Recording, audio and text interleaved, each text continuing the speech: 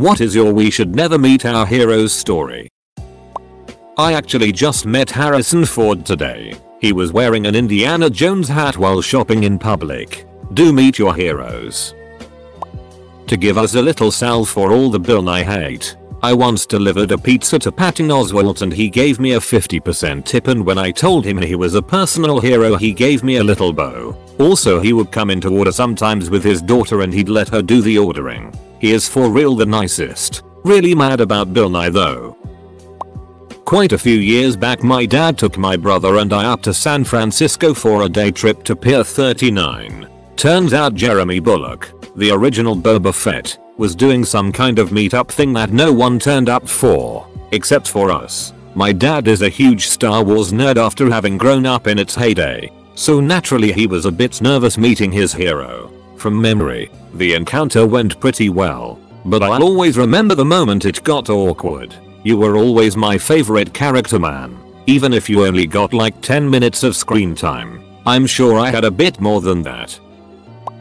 Bill Ducking Nye. Grew up down the street from him. Ronald Reagan Jr. lives across the street from him. Almost everyone in my age group in Seattle has some negative story about the guy. For me it was when I saw him at the local grocery store and told my mom, well look, it's Bill Nye. I was only 6 or 7 at the time, but I still remember the loud goddamn IT, followed by the incessant muttering as he stormed out of the building huffing and stomping his feet as he went. I also had a guy whose dad was a producer with the Bill Nye show, and when he took my friend to work asked Bill to sign a book and talk to his son for a second. Bill tells my friend's dad to go duck himself and that he'd never talk to some little punkitch brat. Producer dad pulls rank and Bill awkwardly sighs in resignation. Walks over to my buddy and tells him, more or less, science is cool, do good in school, yeah, and walks off while muttering under his breath. Many other people in their mid-20s in the Magnolia, Queen Anne, Ballard, Fremont areas of Seattle have similar stories of the guy. I get it. It must suck at times getting recognized by so many people. However, what I found off was how he was so prone to cursing kids. Still enjoy a lot of his work and would love to meet up with him and see what he's like to talk to adult. But the memory of a pissed off man muttering duck, god damn it, shine-eyed because a kid recognized him will forever stay with me. Edit. Huh. Didn't expect this comment to get even close to this much attention. When I was in 2nd grade, I thought Bob Feller, pitcher from the Indians back in the day, was the greatest thing ever. I read about him constantly. When Cleveland opened its new Jacobs Field Stadium, he was there signing autographs all day. I went to the exhibition game with my dad. Around 10 PM we were walking to our car in the lot, and my dad notices Bob Feller is like 10 feet away walking with some guy. He's like, do you want to ask him for an autograph? So I go over there, this tiny little white-haired blonde girl, and I was like, excuse me Mr. Feller, can I have your autograph? He turns to me and is like, god damn it, no, I've been signing autographs all day. I'm not signing another one. Jesus Christ. I didn't know what to do, so I just kinda froze and walked back to my dad and tied up. My dad was so sad because he knew he was my hero. So he took the paper from me and was like, Mr. Feller, would you reconsider? She's 8. She reads about you every night. You're her hero. He was like, give me the goddamn paper. Signed his name real quick. And my dad thanked him so much and walked back to me to give it to me. He was like, here honey. Loud enough for Feller to hear. Which was an accident, lol. I was like, I don't want it anymore. After telling that story here and there, I found out apparently he is a huge D and has a reputation for being constantly nasty. Well. Turns out actors charge money for autographs at conventions. I was crushed and broke. I went to an event with Salem from Sabrina the Teenage Witch as the special guest when I was like 7. It turns out there were multiple Salem cat actors. For some reason, this really devastated me. After that, I'd always try to point out the inaccuracies of the cats within a scene to make me feel better. My aunt got the producers of Wishbone to write and confirm that Wishbone was a single dog, actually named Soccer. This did make me feel better. And Wishbone is a universally better show. Obviously. I realized there was also a robot cat. I was 7. Not a total idiot. ETAA. If you're a fan of Wishbone, read this. I have a lot of friends that swim and they've always said Ryan Lochte is a complete douche. A few of them met Michael Phelps and apparently he was a condescending asshole. This comment is 4/5 of my karma and yet it's still buried. Wasn't really my hero, but I met Billy Mays a while back when he was visiting a local Giant Eagle grocery store for some reason or another. I think they had the money for him to come in and plug some product in store. Anyway, my mom worked at this particular Giant Eagle and she met him before I came into work. She had him sign an autograph for me before begging him to do her a favor. That favor was charging in my direction down an aisle shouting clean your room. Mangiaco. Funny and a great memory thinking back on it, but I nearly shat my pants at the time. Control plus F Steve Irwin. 0 results. Crikey, that's a relief. I told Pierce 1,000 times. I never wanted to meet LeVar in person. I just wanted a picture. You can't disappoint a picture. One of my earliest memories was meeting Batman. I was probably 3 or 4 and I remember my mom taking me to this big event and it was crazy and awesome. The Batmobile was there and we got to sit in it. I remember I had a picture of Batman and Robin signed. Best day ever. I'm 30 now and recently brought it up to my mom. I asked where it was we went that time. She explained to me that it was just a local grocery store promotion. Batman and Robin were just some old fat middle-aged guys with a beat-up old Corvette that had cardboard mods attached to it. Apparently it was a pretty embarrassing display. I always remembered how amazing that day was, but now that I know the truth it kinda ruined it. While I was working at an airport, I met Sting. I thought he was gonna be cool but he was kind of a D. The opposite can be true also. I met Robbie Williams, of Take That, who I'd always thought seemed kind of a D but he was one of the nicest people I've ever met. Bill Nye is now on the Reddit list. Met Bill Nye 5 minutes ago. He murdered my wife and shat on my kids. Then he stole my Buffalo Wild Wings gift card and spat on my face. I'll never think of him the same again, comma. John Stockton told me I shouldn't eat so much bread when I met him when I was a little kid. I was at a music festival and I had a copy of a magazine that contained an article I had written about a favorite band. I spotted the lead singer at the beer tent, bought him a beer and asked if he could sign the article I wrote on his band. He chose to act like I'd had a case of mistaken identity, and once I believed him and apologized for the mistake, he chided me for not being a very good fan if I couldn't recognize him. I was wicked high on mushrooms, so after I walked away it triggered a mega bad trip where I was second guessing everyone's identity. Not my heroes by any means, but by far the biggest assholes I've met in the music industry were puddle of mud. They couldn't even play their own songs during sound check without ducking up, and they would fire any crew that looked them in the eyes. Also Chris Daughtery. I was his runner and asked for an autograph for my aunt who is a huge fan and he just laughed at me. I met my hero MR. Incredible. He wouldn't let me be his sidekick. Years ago, my chemistry teacher attended a Science Olympiad convention, a national after-school science club, in Chicago I believe. He stayed at a hotel on the top floor. As he was traveling down the hotel in an elevator, in walks Bill Nye, my teacher, wearing his Cioli shirt, essentially screaming I am science, filled with joy, and was about to say oh, you Bill Nye, when, before he could even begin, Nye double shushed him, and my teacher spent the entire hotel height-wise elevator trip in an awkward silence. To this day, whenever a kid asks if Bill Nye is still alive, my teacher always assures that he isn't to him. Bill Nye is a celebrity and probably was having a bad day. We've all had them. I also understand many think he's wasting his time debating the existence of climate change with people who are as stubborn as humans. I think he isn't because of 2 reasons. 1. He spreads awareness of those who do not believe in climate change, and 2. He may potentially convince third-party watchers of the existence of climate change. Went to a Comic Con and the dude who played Spike from Buffy the Vampire Slayer got absolutely slated by everyone there, including guest celebs, as he was charging his fans "You're cute" 24 what was meant to be a free talk. He was the only guest there who did this, and then charged "You're cute" 54 autographs. By comparison, Paul Freeman, who played Raiders of the Lost Ark villain, Belloc was there and he only charged you a cute $5 for an autograph and all his earnings went to his and his wife's charity for building schools in Africa, which I gladly paid for.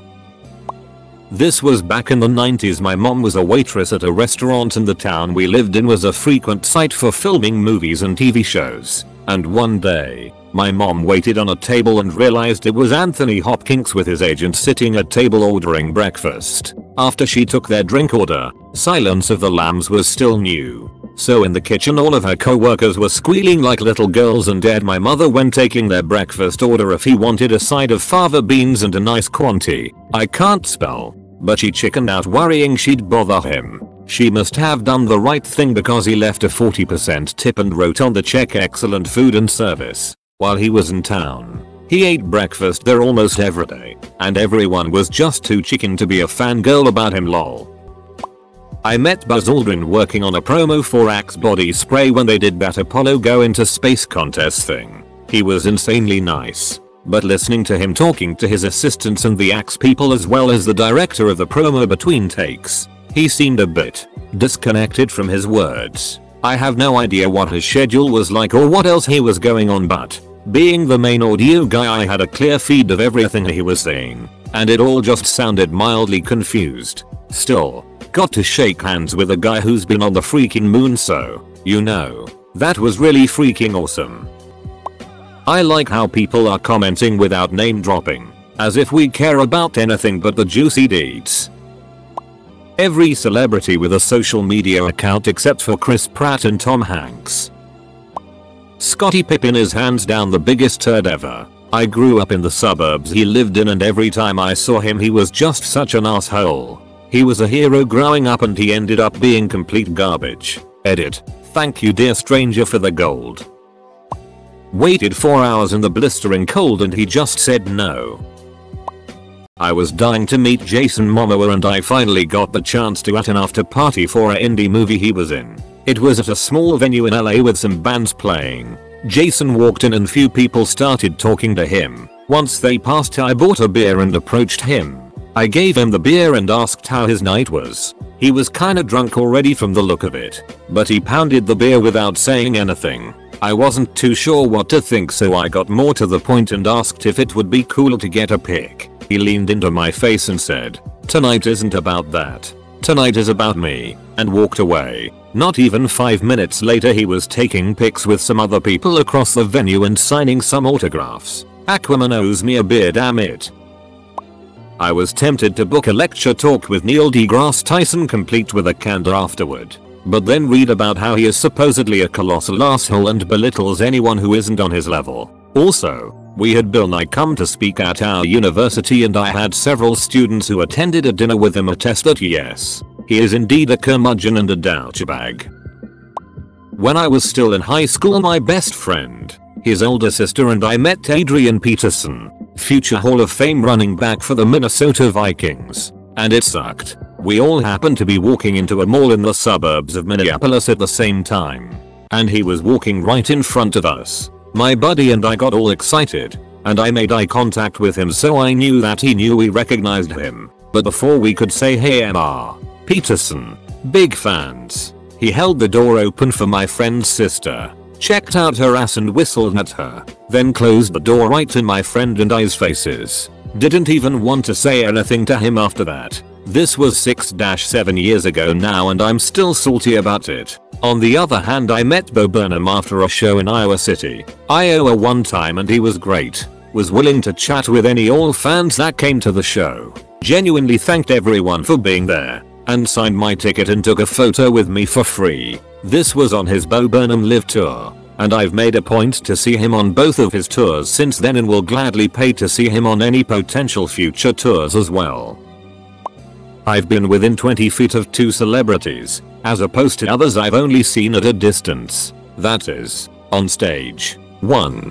Bill Nye. He came to my university to check out the satellite program, and naturally everyone crowded around the demonstration area taking pictures. The whole time he kept telling us to put our phones away and live in the present of his glory. Sorry bud, your glorious presence is temporary, but a picture is forever. 2. Weird Al. Total opposite. After a long and exhausting concert and organized autograph session after, he was still down to meet fans and sign stuff. My friend and I, and others, camped out by his tour bus behind the venue, and when he finally came out, instead of shooing us away and taking off for much deserved rest, his bouncer had us line up and said we could get one photograph and signature each, and not too much chit chat. He just seemed genuinely humble and kind. I asked him how many accordions he has. He thought about it for a long time but couldn't decide on 6 or 7. Buzz Aldrin. He was attending a senior design presentation at my school and was basically the guest of honor and got his own little speech. I was really hyped because I love space and everything surrounding it. He's a nice guy, but the sad truth is that he's closer now to just being a senile old man. A couple times he just kinda stopped talking and forgot where he was. One of the people he brought basically had the job of keeping him on track and had to cut him off a few times because he kept rambling off topic. Really sad to see such an impressive man reduced to that. On the flip side, Henry Rollins always meets fans at the stage door and signs whatever they want, even though half of it's on eBay the next day. I met him in Australia recently, and even though he'd just done a 2.5 hours show and was jet lagging, he signed everything and was a perfect gentleman to everyone. Celebrity means nothing if you wear it wrong. I saw Bill Nye on a toddler. I don't have one. Only a do meet your heroes story. Jeremy Bodakaka Boba Fett of course was signing pictures at a local comic shop and was about the nicest bloke you could meet. He's the sort of fella you'd like to have as a granddad. Unlike my granddad, who is the kind of person you'd like as your bounty hunter. I met Michael from The Bachelor, Australia, at a local club called Blackbird. He wasn't a smooth talking but sweet player like they portrayed him on TV. He was just a drunk dude sleazing on every girl in the venue, with very little success too. I also met Deadmore5 while bartending, and he was a complete wanker. He was so rude to all the staff and other patrons, my manager asked his entire entourage to leave. It was really sad for me because I absolutely love his music. Lee King Greenwood. God bless the USA. Lee Greenwood. I sang backup for him as part of a choir once in 1989. My dad was a huge fan, so after a rehearsal I approach him, tell him my dad is a huge fan, and ask for an autograph. He literally rolled his eyes, huffed, and walked off, and dead to me since. P.S. He's only 5 feet 3 inches. I'm not sure how many of you guys are Australians, but I met Ben Cousins a couple of years ago while out in Northbridge, and the dude was meth-y out of his mind. Felt so bad to see the bloke in that state, especially with all the hope we all had as his career was finishing up.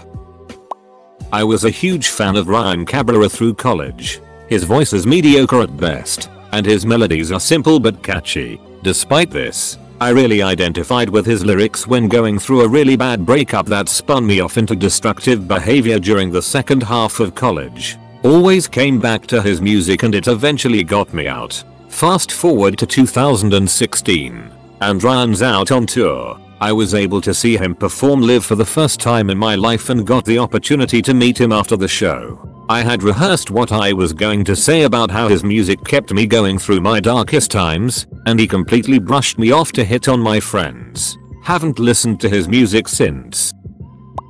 I met Kareem Abdul-Jabbar at an airport. I asked to take a picture and at first he seemed really unhappy about it. I asked what he was reading and it was a Sherlock Holmes novel. I loved those, so we chatted about it some, and then he mentioned he had written one about Holmes' brother. I felt like I was really bothering him, so I'd keep trying to leave him alone, but every time I started to leave he'd ask a question, so we kept chatting. Just a really quiet dude, I guess. Was nice after the picture though. I met Billy Corgan once when he had his side bands on. He was a complete jerk to everyone and acted like he didn't want to be there. His show, it forever changed my perception of him.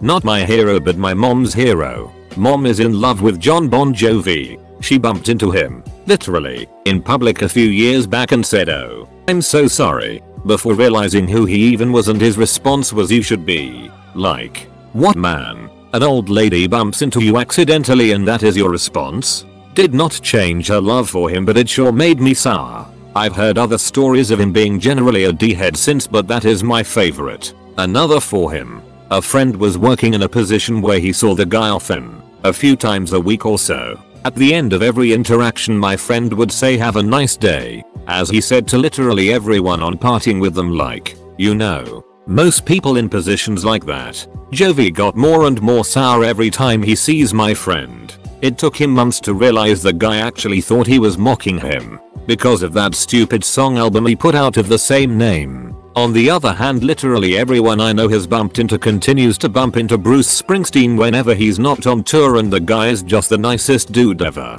The contrast is wild. It's worth noting that a huge percentage of people here are crazy for Springsteen and most would never dream of bothering him in public. Likely because he's such a nice guy. No one wants to put him out.